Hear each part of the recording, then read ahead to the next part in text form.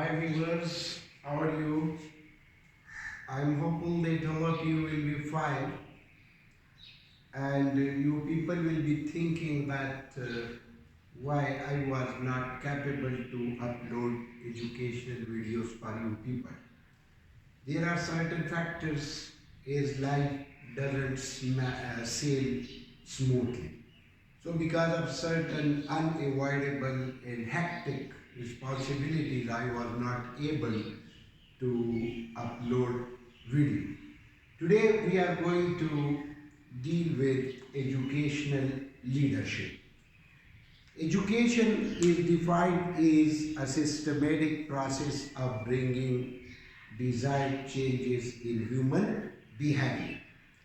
And leadership is defined as the ability, the capacity of an individual to motivate, to facilitate, and to organize the group of individuals or an institution on the way towards the achievement of desired goals.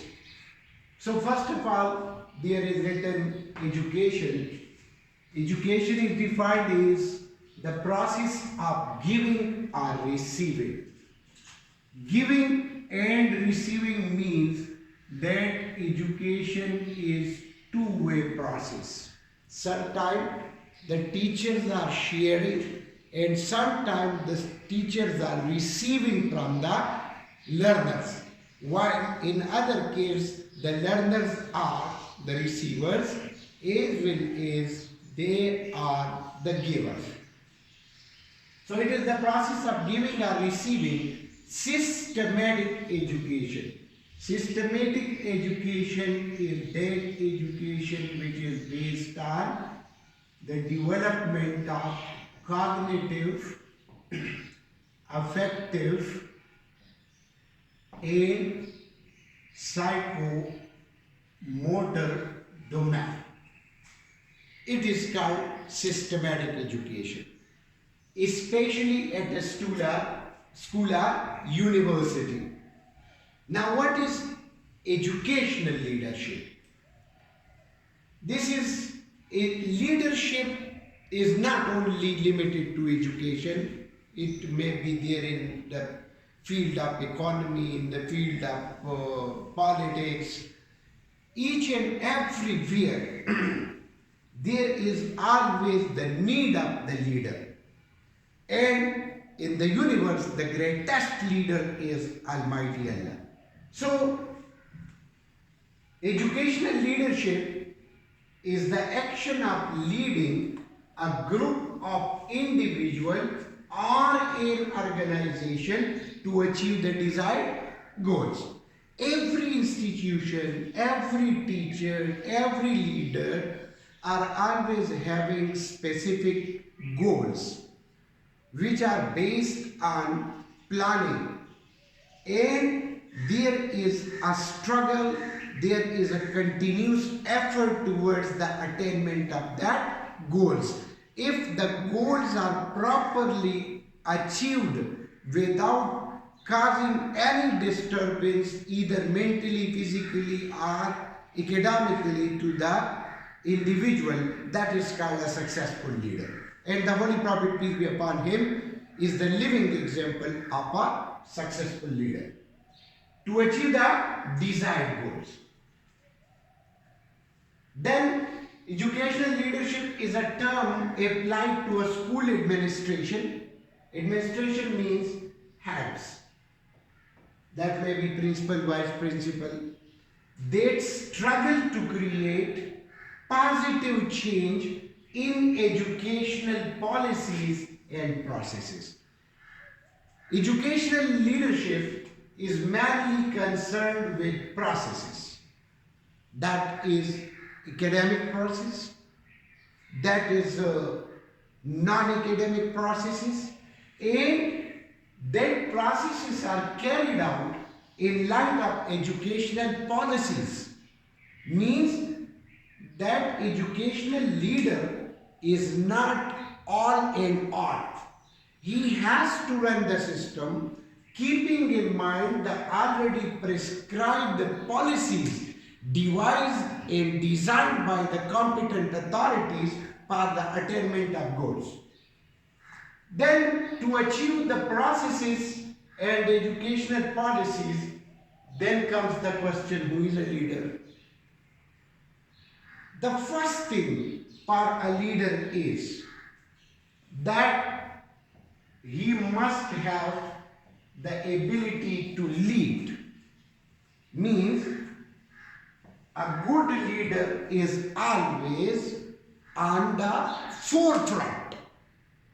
He presents himself as a role model to the subordinate or to the team members. So, he must have the capability to lead as well as to command. With the one who wants to learn must learn to obey. So, he must have the power of commands and guide to achieve predetermined or predefined goals.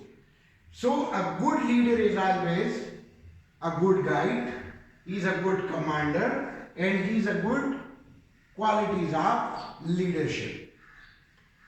Then, E means empathetic. Empathetic is the quality of a leader in which he or she places himself at the place of the colleague or the place of the subordinate. One who goes first and leads by example. Example means that he will always be an example to the subordinate. Effective communicator. Good leadership is that which communicates the messages, the ideas, the concepts, the planning, each and everything with the team members. Then self-confident.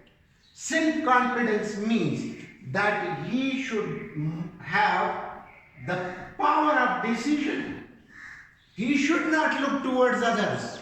He should not depend mainly on consultation that this is the problem, what should I do? No, he must have the capability of taking decision by his own thinking and planning. Positive thinker. This is the main quality. When the leader is positive, the followers must be positive. Conflict manager. Leadership is the second name of solving the conflicts which are everywhere. Conflict means the tussle between ideas, the tussle between thoughts, the tussle between planning. So he should be a conflict manager. Means that he must be having the power to solve unsolvable problems in a smooth and effective manner.